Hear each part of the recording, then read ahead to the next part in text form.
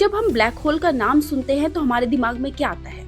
एक रहस्यमय ब्रह्मांड या गड्ढा जो सब कुछ निगल जाता है, यहाँ तक कि रोशनी को भी। पर क्या आप जानते हैं, इस ब्लैक होल नाम के पीछे भी एक इंसानी कहानी छुपी है और उसमें कोलकाता का भी बहुत बड़ा रोल है।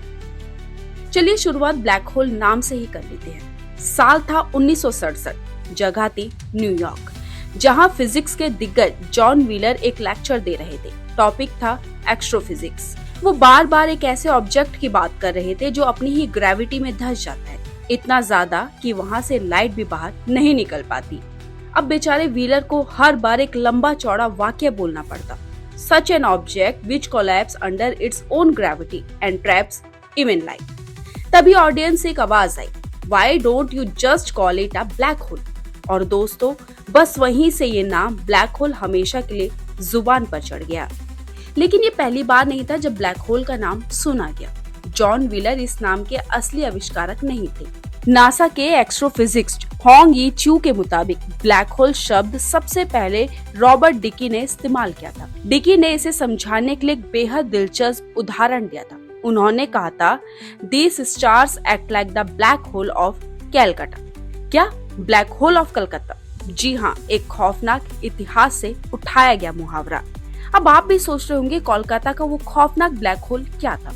तो चलिए अब आपको 1756 की सैर कराते हैं। बंगाल के नवाब थे सिराजुद्दौला, जिनसे अंग्रेज डरते थे और सर रॉजर दौला कहते थे।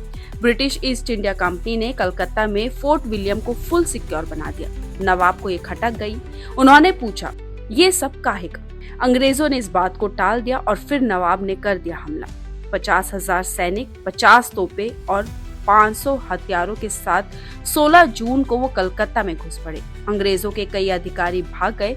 बची कुची जिम्मेदारी थी टैक्स कलेक्टर जॉन होलवेल के कंधों पर, जो युद्ध में भी वैसे ही जीरो थे। जिसके बाद 20 जून को आखिरकार अंग्रेजों ने सरेंडर कर दिया। अब इस युद्ध के बाद कहानी आती है असली ब्लैक होल की। नवाब के सिपाहियों ने 146 ब्रिटिश सैनिकों और अफसरों को एक छोटी सी कोठरी में ठूस दिया। कोठरी का साइज करीब करीब 18 से 14 फीट था, यानी एक मीडियम साइज रूम। बस 2 खिड़कियां, उमस भरी गर्मी और भयानक घुटन। रात भर लोग तड़पते रहे, चिल्लाते रहे, पानी की भीख मांगते रहे। कुछ तो हवा के लिए खिड़की की तरफ भागे, वही कुचल गए। सुबह जब दरवाजा खुला तो सिर्फ 23 लोग जिंदा बचे थे, बाकी सब मौत को गले लगा चुके थे। तो इसीलिए रॉबर्ट डिकी ने इसे ब्लैक होल ऑफ कैलकाटा का नाम दिया। लेकिन इस कहानी में कितनी सच्चाई है ये कहा नहीं जा सकता, क्योंकि यहाँ ध्यान देने वाली बात ये है कि इस पूरी कहानी का एकमात्र स्रोत है जॉन होलवेल की लिखी रिपोर्ट। इतिहासकार S.C. हिल और यदुनाथ सरकार मानते हैं कि ये संख्या बहुत बड़ा चढ़ाकर पेश की गई।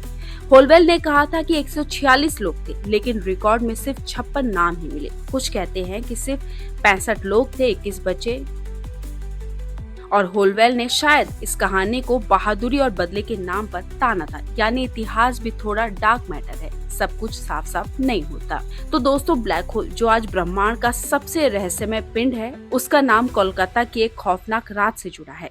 क्या ये इत्तेफाक है या इतिहास खुद एक ब्लैक होल की तरह है, जहाँ हर चीज धीरे धीरे खो जाती है? बताइएगा जरूर कमेंट बॉक्स में। क्या आपने पहले कभी ब्लैक होल ऑफ कैलकाटा के बारे में सुना है? जरूर बताइएगा।